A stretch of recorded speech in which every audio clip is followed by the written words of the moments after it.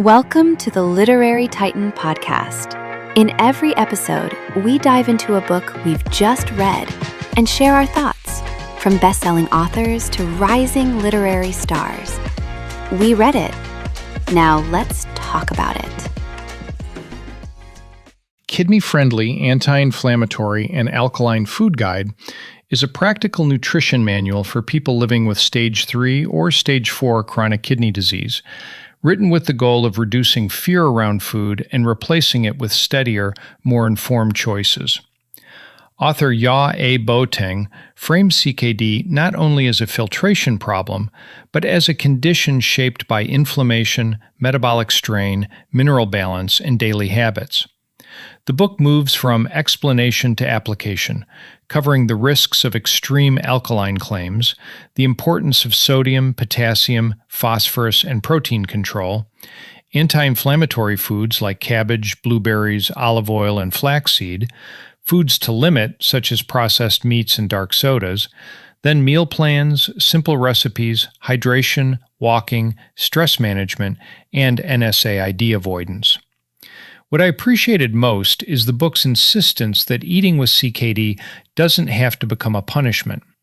There's a real tenderness in the recurring idea that food isn't the enemy, because that's exactly the kind of sentence a frightened patient might need to hear after a diagnosis turns the kitchen into hostile territory. I found the discussion of the alkaline diet especially valuable. Instead of swallowing wellness world promises whole, the book makes a careful distinction. Food won't magically change blood PAH, but lowering dietary acid load may still matter for damaged kidneys. That balance feels humane and sensible. I also liked how specific the guidance becomes, from swapping bananas and oranges for apples, berries, grapes, or pineapple, to warning that garlic salt is still salt. Those moments give the book its most useful texture. They're small, ordinary, almost domestic, and that's why they work. At its best, it's reassuring, direct, and gently empowering, especially when it talks about consistency over perfection, or describes each meal as an act of agency. The book occasionally leans on broad encouragement where I think a sharper explanation would have been stronger. Still, the ideas are sturdy. I respected the way it refuses both panic and fantasy.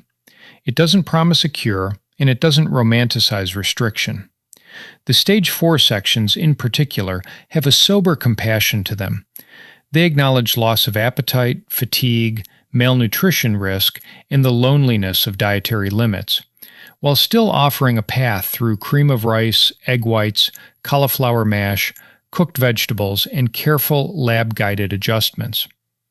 I found this to be a useful, compassionate, and grounded guide. Its strength lies in making renal nutrition feel less like a maze of prohibitions and more like a set of protective rituals. Read the label, cook the vegetables, choose olive oil, ask the dietitian, keep going. I'd recommend it most to newly diagnosed stage 3 or stage 4 CKD patients, caregivers who feel overwhelmed by conflicting food advice, and readers who want practical meal guidance without being pushed into fad diet absolutism. Thanks for joining us on the Literary Titan podcast. If today's review sparked your interest, be sure to pick up a copy of the book and experience it for yourself. If you enjoyed the episode, don't forget to subscribe, leave a rating, or share it with a fellow book lover. Until next time, keep reading, not just to escape, but to grow.